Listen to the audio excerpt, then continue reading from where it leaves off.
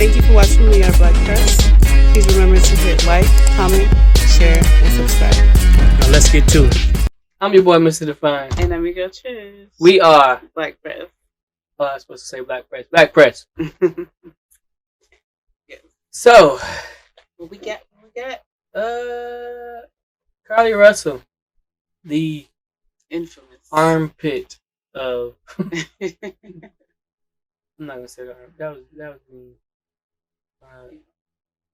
The nonsensical. The lost lady. I don't know. I'm calling her lost lady. That lost lady that lost herself and then found herself and then showed up back home. With no explanation. No explanation. She still hasn't come up to the public, and she definitely owes us an explanation. True. She definitely she should do a public apology. Yeah. To all of Black America. And she should give a public apology to all of the Black women that may not be believed because of what she did. Her wolf cry? Yeah. I forget the name of it. Yeah, she cried wolf. Yeah, she cried wolf. Yeah. Okay, yeah. Yeah, but she got convicted and they're appealing. Why did you guys go on national television and tell a lie to the public? Why? Why did you lie, Carlie? Carlie Russell, why did you lie? Jonathan Lee Richards investigates. Why did you lie, Carlie Russell? Why did you lie to the public? Why did you blame a white man? Why did you blame a white man? Why did you blame a white... Don't touch my phone, lady. Lady, don't touch my phone. Don't touch my phone. Why did you... Miss Russell? Appealing her... It's just weird because she admitted... She needs to let it go. She admitted that it was a lie, but she's appealing the judgment. It's like you already admitted you were wrong, so what are you appealing? It's like and I hate to bring it up, Jesse Smollett. Yeah. Yeah. He's not. Yeah, he never admitted to it either. Yeah. And he said that it's a setup. You can't set your own stuff up and then say, look, that's what I used to say all the time. They do not issue common sense in CIF. And it's not so. It's not common. But common sense is not issued. Everybody ain't born with common sense. And everybody ain't born with the ability to recognize when something that they think about is, I was going to say the R word, but is not smart. Like, you are not clicking. Everything's not clicking in your head. Yeah. And sometimes you got to be like, you know what? I effed up on that one. That was wrong. The clicking wasn't clicking. So, but that's the problem with a lot of us too. If we're not willing to say, you know what? I messed up. Made a mistake. I made a bad decision. Atonement. What gets me is that okay, don't say I made a mistake because you intentionally did what you did. I made a bad decision. Yeah. That's the way it should be. That's what you should start. I made a bad decision. I learned from making that bad decision, and I'm going to make my decisions in the future better. Yeah. So that I don't end up in this situation again. But you know who did apologize for their mistake? Erica Mena. And she said that same thing. Who was that? The one that called Spice a blue monkey. Oh. She actually apologized. She issued out a general statement. I mean, she apologized. Yeah. It doesn't excuse her behavior, but no. It shows that she can be accountable and and make better decisions. That's a big problem that we have in our community. You know what? No, I don't say in our community. That's a big problem we have as human beings. Yeah. Is when you're wrong, admit to being wrong, and then change. You tomorrow is tomorrow. You can be better tomorrow than you were today. Yeah. You can be better today than you were yesterday. But you're not going to become better unless you become uncomfortable with the idea that what you did yesterday was not the right way to do it. Yeah. That's why Donald Trump is in the way he is. Everything he says is right. So in his eyes, So how could he ever change? Yeah, he could, because people see him and they think that's he can't bigotry do any wrong. too. Yeah, Bigotry's like you believe you're right. So why would you ever change if you're not willing to change the idea that you might be wrong? Mm-hmm. And I could go down a list. You could literally go down a list Mm-hmm. and be like, okay, this thing that people are doing, that these people are doing, is wrong, and they refuse to admit it's wrong, and therefore they'll never change to doing the right thing. Yeah. But she's doing the same thing. Like, you already made the mistake. You got caught. You realized it was dumb because you couldn't hide forever. And wasn't nobody coming to find you because they didn't know where you were because you got on the bus and went somewhere else. Yeah. So she really had no choice but to come back home because other than that, she would just had to like disappear herself or create a new personality, identity. But how do you create a new identity if you can't think past the fact that there were cameras and they would identify that nobody was on the road but you? She just messed up. If you can't think past them realizing that nobody was on the road with you, then she's a smart girl. She just made a dumb decision. No, and to that point though, the fact that you said she's a smart girl, it's like what I've been trying to say since we even started this podcast. I know that black women are smart, black women are brilliant, but we make decisions that are not in the best interest of our future, and then it ends up with Shawty Red being pregnant in the top of her career. It ends up with Naomi Osaka taking a break, ended up pregnant by a no-name rapper. I mean, the list goes on.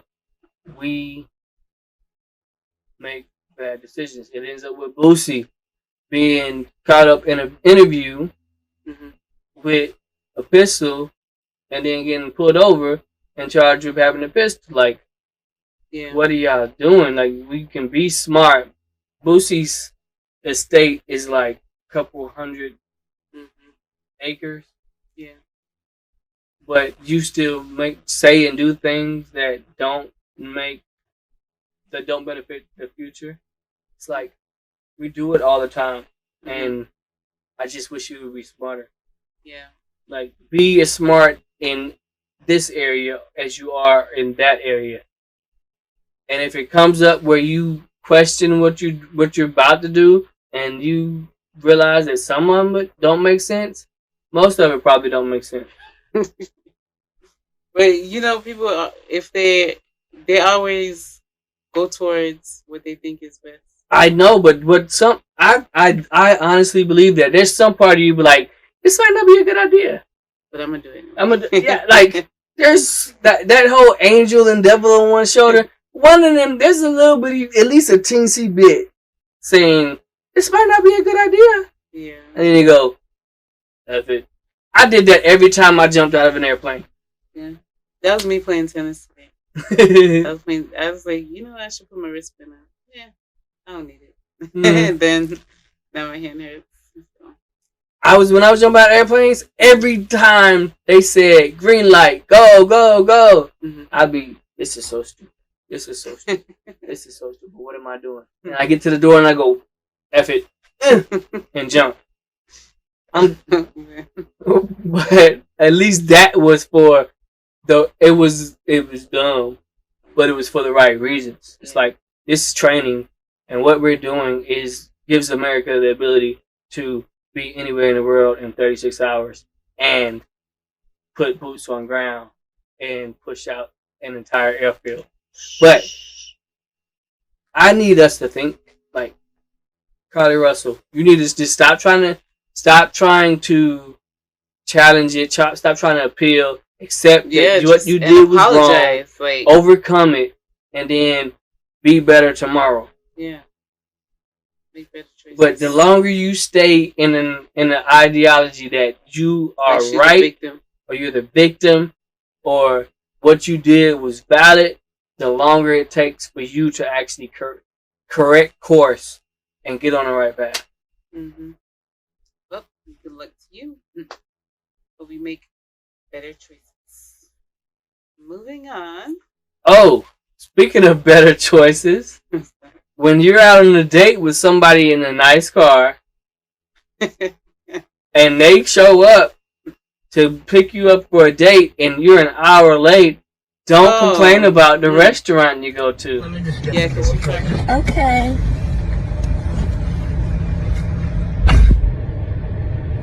He got me at the Cheesecake Factory, y'all. I ain't getting out this car.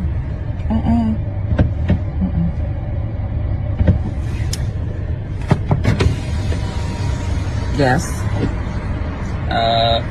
Would you want me to open the door for you? Okay. Are you're recording me? Yeah. Yeah. This is the Cheesecake Factory. This is the Cheesecake Factory, y'all. What's the problem with that? This is a chain restaurant. Who takes someone that looks like this to a chain Yeah, because you probably missed the reservation. But I was still talking about the actual humbling experience of the young lady on the video. Oh, yeah. Because she started off like big, bad, and bold. I'm going to lock the door. That was rude. That's rude. That's so rude.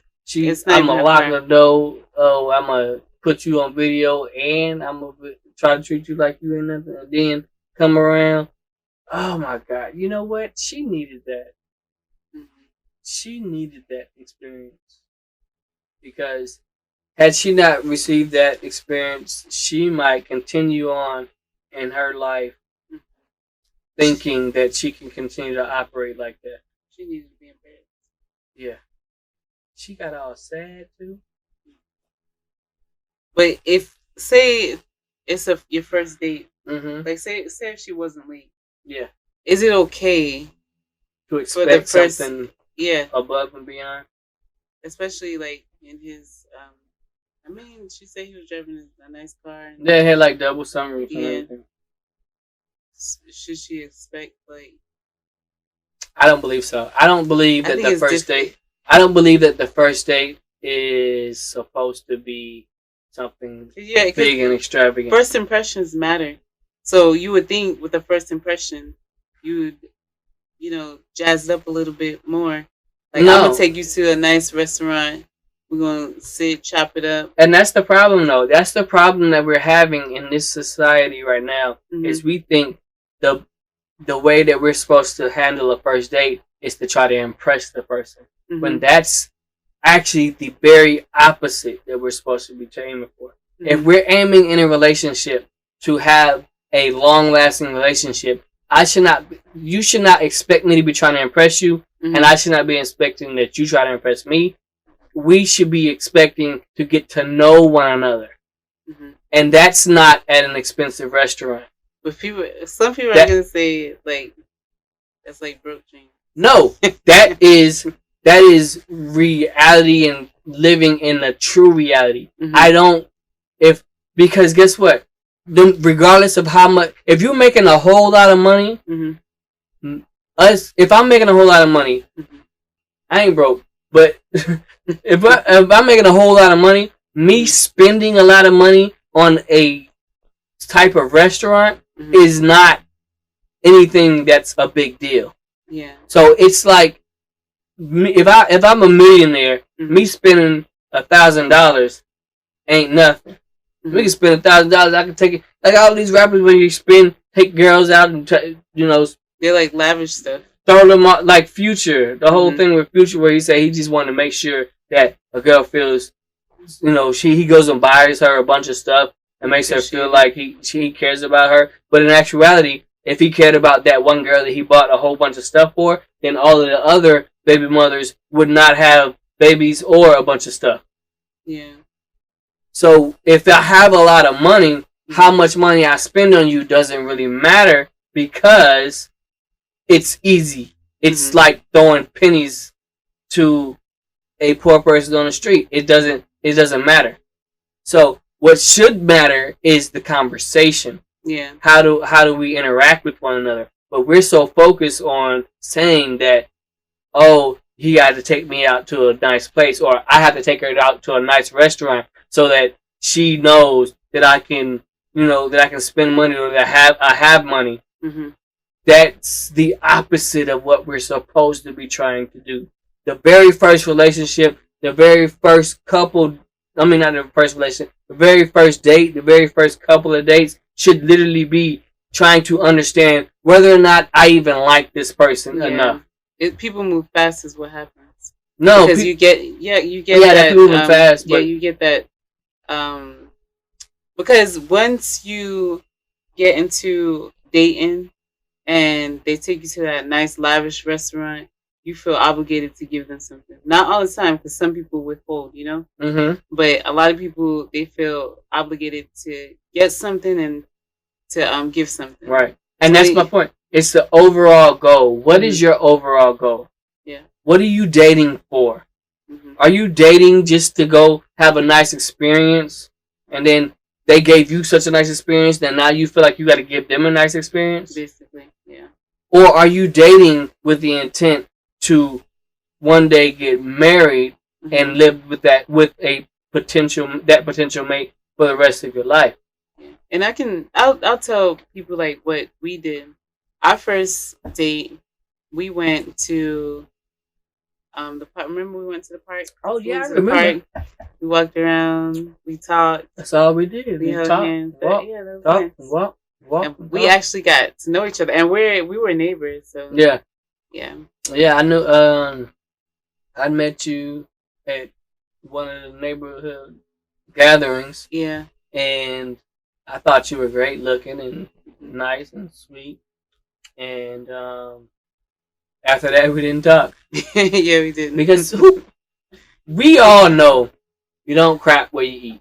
Yeah. And you don't crap where you live. Mm-hmm. So I'm not finna get in a relationship with somebody that lives 3 doors down from me. Because if it turns out wrong or bad, you live 3 doors down from me. I gotta see you, and you live 3 doors down from me, and you're closer towards the entrance of the neighborhood than I am. Therefore, I have to pass. I have to pass your house every day to get to my house. It would have been horrible for you. It would have been horrible. So I'm not gonna do that. So just because I think you're cute, I'm not gonna do it. But the thing is, if you're in my neighborhood, you're close to family. Yeah. Because we literally live in a community where I want you to see, if you see something going on in my house, I want you to say something. If I see something going on at your house, I want you to you should want me to say something. Mm-hmm. So when I come to your house and say, I notice you only cut half of your grass today. Is there something wrong with your lawnmower? That was me, and it wasn't me shooting a shot. It was me caring enough for you, and as a neighbor, to say, hey, do you need any help? I have noticed that you're a single mom in this area. So, can I help you? Yeah. Is there anything I can do as a neighbor to help you out? But that's because you have to live and operate in a caring mindset. Mm-hmm. She obviously did not have a caring mindset. Yeah, she just wanted to get something. Yes, there's so that's many. Why I said that receiving thing. Right now, our community, and when I say our community, I mean as a whole country, really, is very transactional. Yeah, I give you something, you give me pro something, quid pro quo.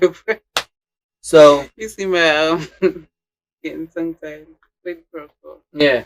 So that's the way we're living, and the more we continue to live that way, the worse it's gonna get. Mm-hmm.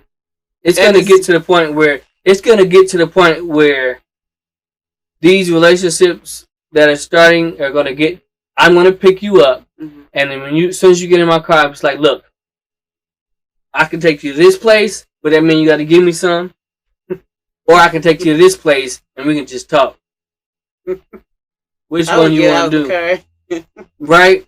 Because what it's gonna be is what it's gonna be if we keep going on this route. It's gonna get to the point where he's gonna be like, I am not gonna spend this money if I know it's not gonna benefit me. Yeah, everybody wants to benefit. I'm gonna ask you what me spending this amount of money is gonna get me before I spend it.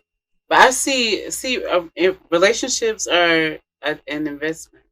Yes. Like you're investing your time, your money, your energy, even before you start like courting each other. Mm-hmm. So when you're in a relationship and you start dating and actually like going out with each other, it's okay for a female to spend on a guy. It's okay for a guy to spend on That's a female. how I knew you were the one. We dated for like a week or two. And you bought me hand lotion. Mm-hmm. And I was like, he bought me lotion. It's not like something lavish. You just bought me something to take care of me. Mm-hmm.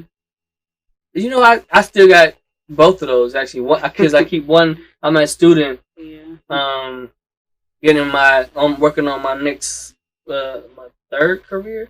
So I keep one bottle in my book bag.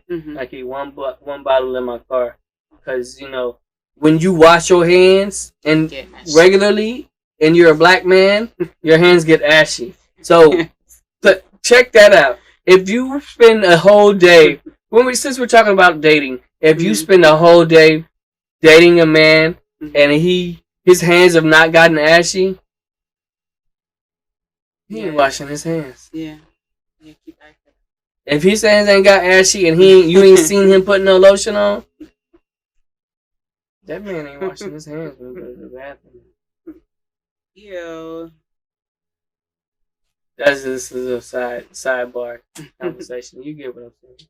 Yeah, but it's important to invest in that relationship, be it female or male. Mm-hmm. If you like somebody, you just start being more giving. Yeah.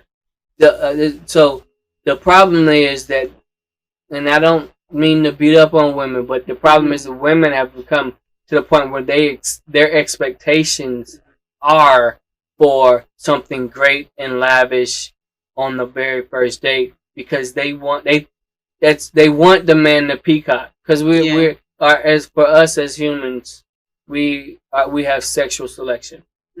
So the women want the man like a bird. They want the man to dance around and show you I got big feathers and I got big feathers, so that means I got this and that. But that means if you're living and only looking for the lavishness, you're living your life in an animal state. Yeah, but you have to date people that's on your level. But you don't always know what's on your level until you go on the first date. Yeah, but that's the thing. Like people talk about dating, like the first time you encounter somebody, y'all should date and go to a restaurant and chop it up. Like, even before you reach the restaurant, y'all should have, like, conversation, get to know each other. And that's what he was saying. He was saying in the video, like, I wanted to get there early so that we could sit and talk in the car before we go into the restaurant, get to know each other. But all she was worried about is the restaurant. She was just ready to eat. She was worried about that transaction. She wanted... Yeah. And, Cheesecake Factory got good food. Yeah. And they got especially that one on Peachtree in Atlanta.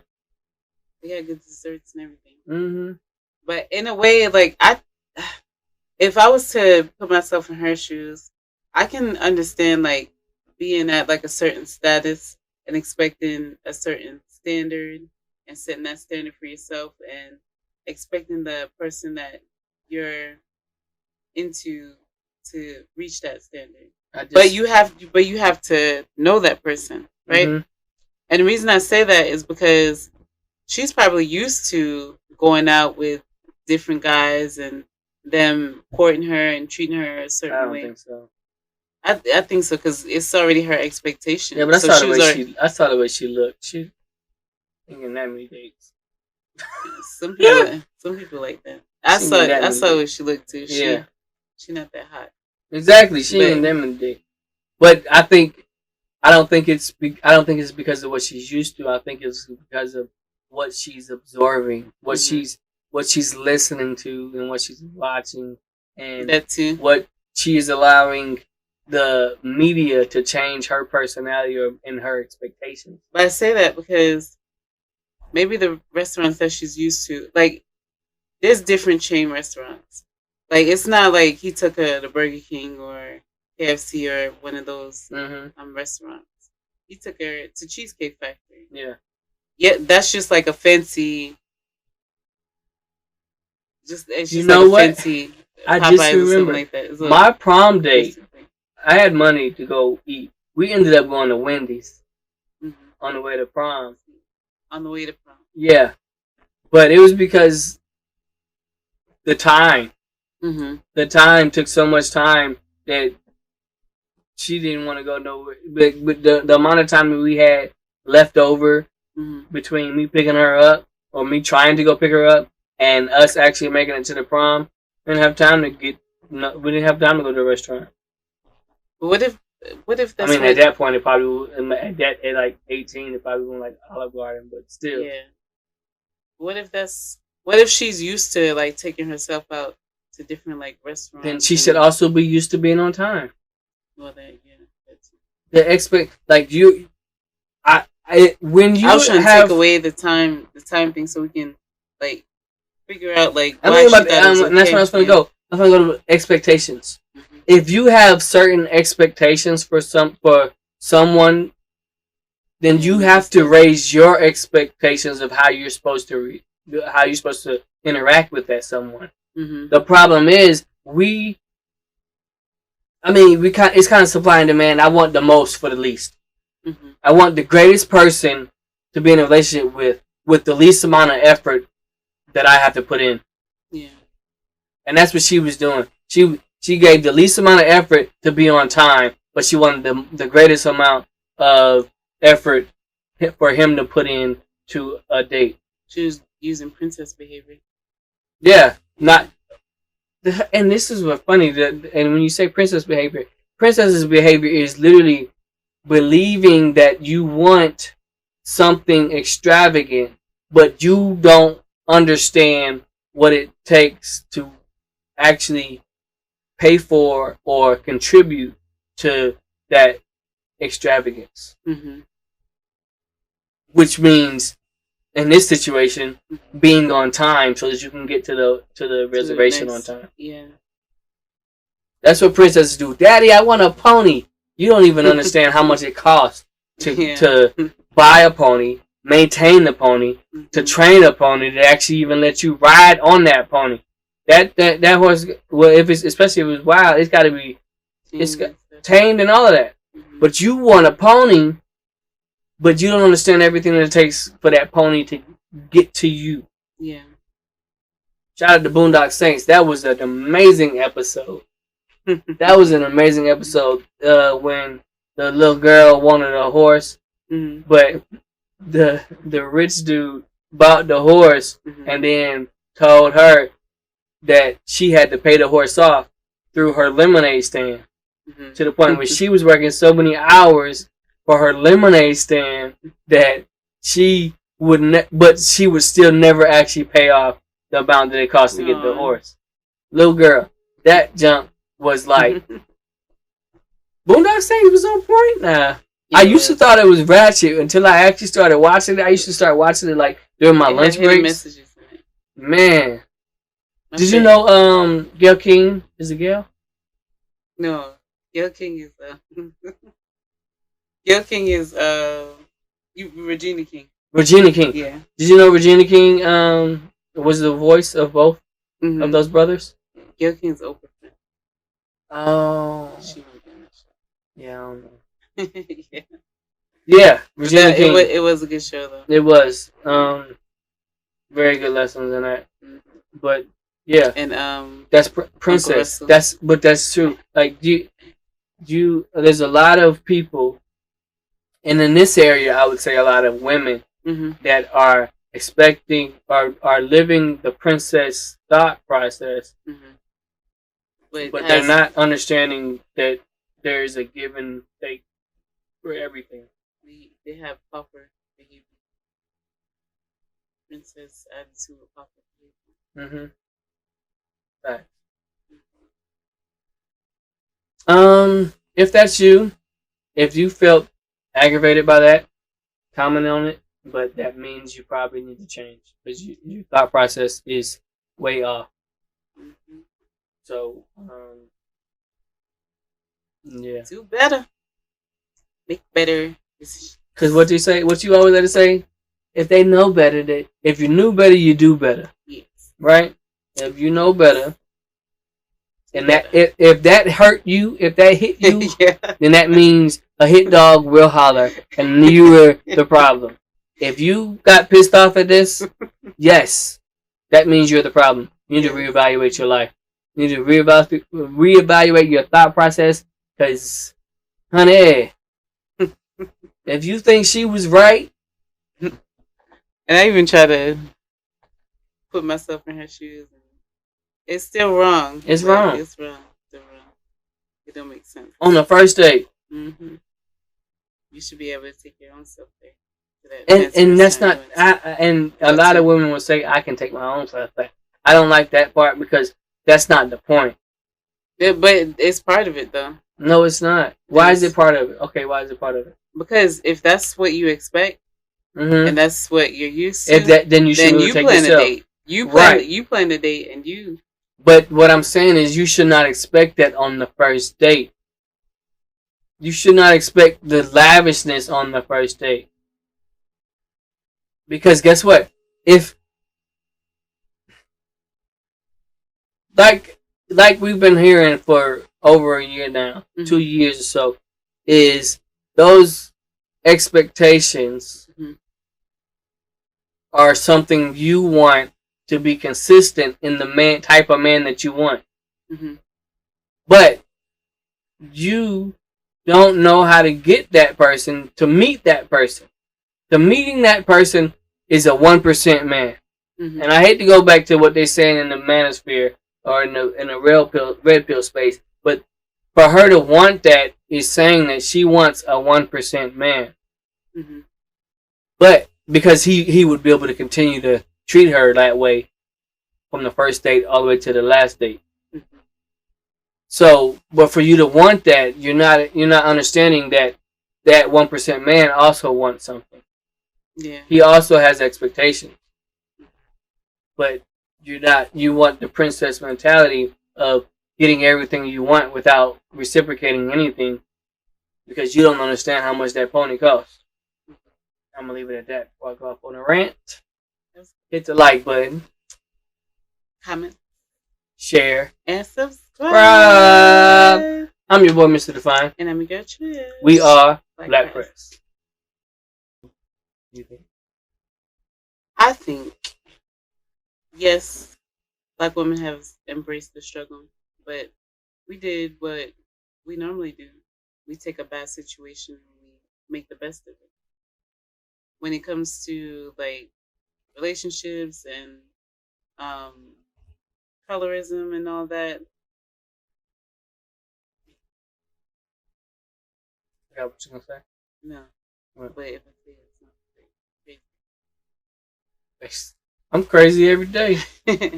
Because like certain races they stick by their mate through thick and thin. Yeah. But we as Black people, we've been through so much of struggles already that if we're in a relationship and we're struggling, we're not gonna stay in that. We're gonna chuck the deuces and leave to hopefully get to something better. Because who wants to stay? Who wants to be in a struggle and stay in a struggle? Like you can't make your way out of that if that's what you're surrounded by. So you have to sometimes remove yourself from the situation. We thank you for watching. I'm your boy, Mr. Define. And I'm your girl, Trish. And we are Black Press.